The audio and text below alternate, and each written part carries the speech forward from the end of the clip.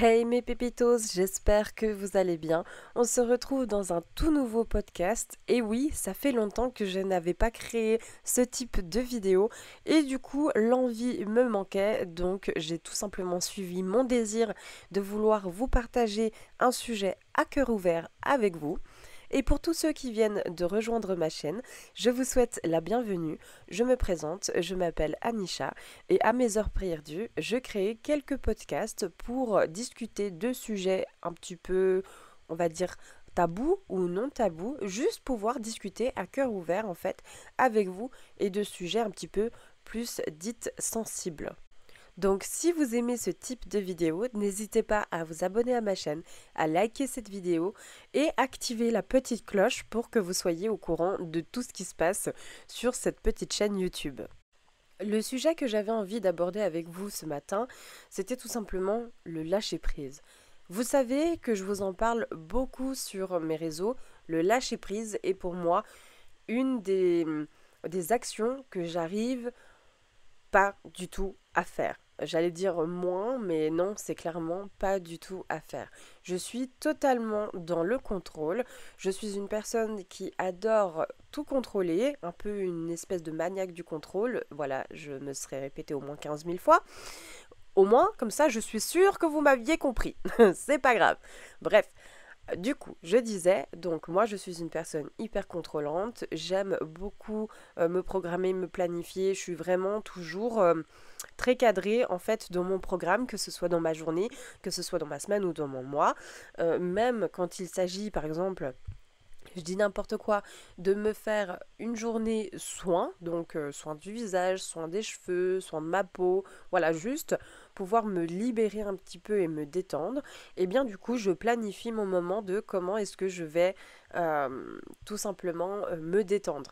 Ce qui est à la fois réconfortant pour moi, mais qui à la fois n'est pas du tout l'exercice demandé à ce moment-là, nous sommes entièrement d'accord. Donc aujourd'hui, j'avais vraiment envie de parler avec vous de cette maniaquerie du contrôle parce que je sais que je ne suis pas la seule à le vivre et parce que je pense qu'on n'en parle pas assez selon moi. La première chose que l'on médite quand j'ai parlé du contrôle et de l'envie de vouloir tout planifier, on m'a dit Anisha, faut lâcher prise. Lâcher prise pour moi, ça veut dire qu'il n'y a pas d'anticipation, il n'y a pas de programmation. Bref, on se lâche la grappe et surtout, on avise au moment présent. Moi, c'est quelque chose qui me dérange énormément. Pourquoi?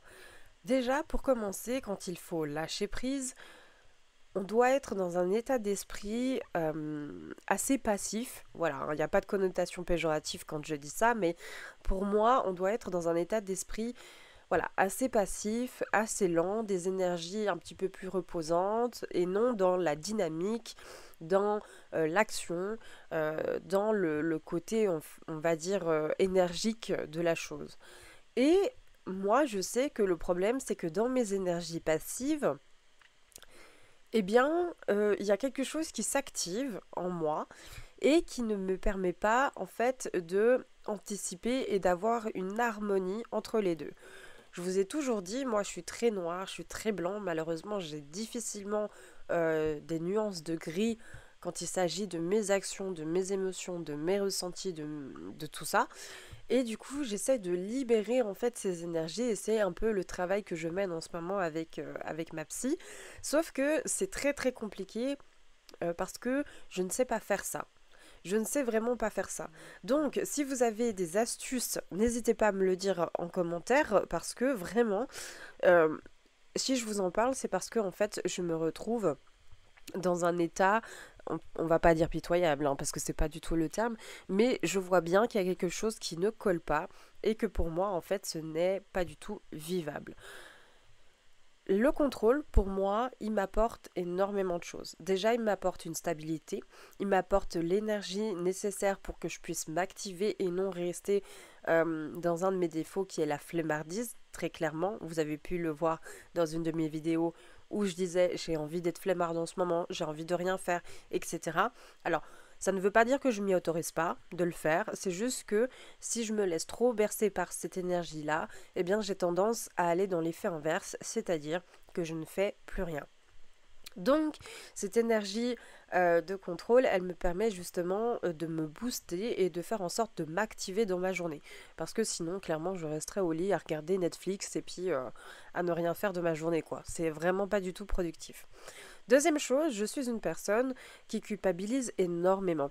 Et du coup, si j'ai des choses à faire mais que je ne le fais pas, eh bien, je ne vous explique pas dans quel état je me mets en me disant, franchement, Anisha, t'aurais pu te bouger les fesses, t'aurais pu faire ci, etc. Vraiment, je vous le dis, je ne suis pas du tout tendre avec moi-même. Et du coup, ça, on va dire, ça tasse mon énergie de battante, mon énergie, ma force de vouloir aller de l'avant, etc. Et donc, ce contrôle me permet aussi également de ne pas avoir cette culpabilité et de pouvoir essayer d'harmoniser en fait avec le fait que je suis dure, je dois le faire, c'est pas grave, mais au moins une fois que c'est fait, je suis contente de moi, je sais que j'ai fait les choses. Donc est-ce que à ce moment-là, on peut vraiment parler de lâcher prise? Moi en tout cas, je le mets dedans parce que c'est ma façon de penser. Dites-le moi en commentaire si vous avez l'impression que c'est pas vraiment ça. Ah oui, petite note que j'ai oublié de dire en début de podcast, ce script, enfin il n'y a pas de script, pardon, pour ce podcast, je le fais toujours à cœur ouvert avec les pensées du moment, donc je suis sincèrement désolée si tout d'un coup vous avez l'impression que je suis brouillon. Voilà, on peut continuer, la parenthèse est terminée. N'importe quoi. Bref, donc pour moi, j'avais vraiment envie d'essayer quelque chose de nouveau, d'essayer de me dire ok, je me laisse aller. Et durant le mois de juillet et une partie du mois d'août, je vous avouerai que j'ai tenté de vouloir faire ça. Et en fait, ça m'a fait ressortir des crises d'angoisse. Très clairement, même si elles étaient petites et minimes, ça reste des crises d'angoisse, donc il faut quand même les noter.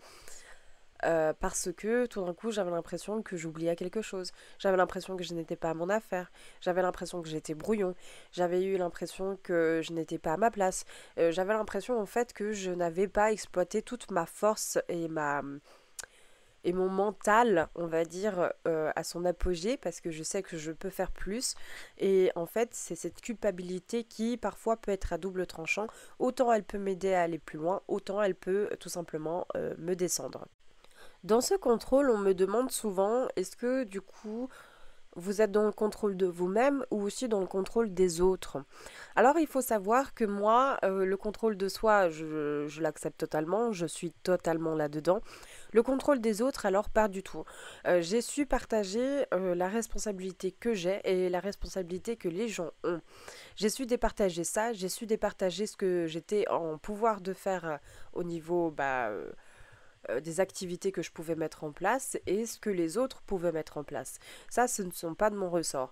Alors, moi, je suis une personne, surtout dans le monde du travail, quand je suis avec une personne, j'essaie de me donner au maximum, mais j'essaye aussi, euh, on va dire, de tirer les autres à ce qu'ils donnent leur maximum de façon généreuse, de façon bienveillante, de façon à ce qu'ils se sentent bien. Je sais que dans le monde du travail, je suis une personne comme ça. Euh, Même dans ma vie privée, je vous dirais que ça y ressemble beaucoup parce que pour moi, en fait, j'ai pas envie de descendre la personne qui se trouve en face de moi, bien au contraire, j'ai plutôt envie de la faire remonter. Donc, je sais que parfois, je peux être très crue et très cruelle dans ma manière de dire, notamment avec mes proches, parce que je sais ce qu'il vaut. Voilà. Et comme on dit, voilà, nous on peut se donner le maximum si on veut, mais l'autre s'il n'a pas envie et qu'il se sent bien comme ça, bah c'est à lui que ça regarde. Ça ne nous concerne pas. Et pour moi, cette petite nuance, elle a été très compliquée pour moi de l'accepter, tout simplement parce que je suis une personne très entière qui me donne à 110% bah, pour moi, pour mes proches, pour mes amis, voilà, pour la famille, pour tout le monde. Et quand j'ai quelqu'un en face de moi euh, qui souvent ne se donne pas à 100% alors qu'il a des capacités vraiment plus supérieures, bah, je trouve ça hyper dommage et ça me rend triste en fait pour cette personne. Et du coup, je vais essayer d'en discuter avec cette personne, je vais essayer de trouver un truc qui pourrait, elle, la faire peut-être glow up, hein, si on peut mettre des petits guillemets. Et je me rends compte que soit elle va dire ah bah oui, peut-être que je me suis pas prise de la bonne manière, soit elle va rien le faire. Et dans le cas où elle va rien faire, J'avoue que ça, c'est quelque chose qui est très frustrant pour moi parce que je me dis, mon Dieu, je m'investis dans cette personne. Je m'investis pour elle, je m'investis parce que j'ai envie qu'elle puisse se sentir bien avec tout ça. Et là-dessus, on a un contrôle. Là-dessus, je n'ai pas de lâcher prise. Et durant ces derniers mois, j'ai essayé de lâcher prise là-dessus. Et j'ai remarqué que oui, ça m'a fait du bien parce que du coup, je pensais égoïstement, entre guillemets, à moi. Mais ça m'a fait mal au cœur parce que j'avais l'impression que ce n'était pas moi. Encore une fois, dans ce côté lâcher prise, j'ai l'impression que ça fait vraiment partie de ma personnalité, que j'ai vraiment ce besoin de contrôle et ce besoin de tout planifier, de tout programmer, d'être sûre que tout va bien, d'une personne qui anticipe. Je suis vraiment une personne qui a besoin de ça parce que pour moi, c'est ma zone de confort. Et c'est vrai que quand on est habitué à une certaine action, on a du mal en fait à changer cette action. Et surtout que moi, comme je l'ai expliqué à ma psy, c'est que pour moi c'est un moteur essentiel dans mon bon fonctionnement pour que je puisse amener à faire des choses pas forcément délirantes, mais pour que ça m'amène en fait à me bouger les fesses, à faire les choses concrètement, à ne pas procrastiner, à ne pas remettre les choses au lendemain, etc. Donc, pour moi, c'est un moteur essentiel. Donc, moi, personnellement, je vais le voir comme quelque chose de positif. Pour beaucoup de personnes, notamment beaucoup dans mon entourage, me disent, mais c'est à double tranchant, c'est à la fois positif, mais à la fois négatif, parce que c'est épuisant. Je suis totalement d'accord avec vous. C'est épuisant. Et je m'en rends bien compte, ces derniers temps, que c'est vraiment épuisant de vouloir tout contrôler. C'est épuisant pour le cerveau, c'est épuisant pour nous physiquement.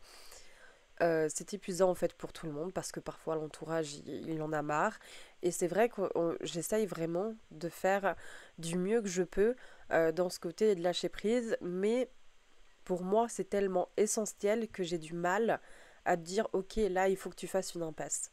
Vous voyez, il y a plein de défauts où j'ai dit ok là c'est bon, tu le jartes et puis on oublie. Alors ils se manifestent pas souvent, mais ils peuvent se manifester de temps en temps. C'est pour cette raison que ce podcast est un petit peu plus délicat que ce que j'ai l'habitude de faire, parce que là j'ai vraiment besoin de votre aide, j'ai besoin de trouver une solution, parce que j'ai vraiment du mal à pouvoir prendre de la hauteur et pouvoir prendre de la distance avec le terme lâcher prise pour pouvoir vous donner et vous conseiller au mieux. Et je vous explique mon histoire parce que je pense que ça peut être j'allais dire impressionnant, c'est pas du tout impressionnant, mais ça peut être très intéressant pour certaines personnes qui sont dans le même cas que moi et de pouvoir échanger sur une problématique actuelle, parce que c'était vraiment, on va dire, mon goals du moment, c'est de pouvoir lâcher prise et de pouvoir harmoniser vraiment entre l'interprétation de mes actions et l'interprétation et l'harmonisation de mes énergies un peu plus basses, un peu plus souples et un peu plus chill, on va dire ça comme ça. Donc vraiment être dans dans un mood qui soit vraiment harmonieux, parce que c'est vraiment le terme que j'utilise le plus en ce moment, c'est l'harmonie. Et j'avoue que ce podcast, déjà ça me permet aussi d'extérioriser énormément, mais aussi de vous expliquer un petit peu où j'en suis avec mes réflexions du moment. Et le lâcher prise, c'est vraiment une des choses, je crois, qui m'a toujours travaillé le plus et qui fait que du coup ça handicape notamment beaucoup d'activités dans ma vie, notamment beaucoup de choix aussi et beaucoup en fait de réflexion, tout simplement parce que je me dois d'être dans ce contrôle et c'est ça la problématique, c'est que je me sens obligée alors que ce n'est pas une obligation.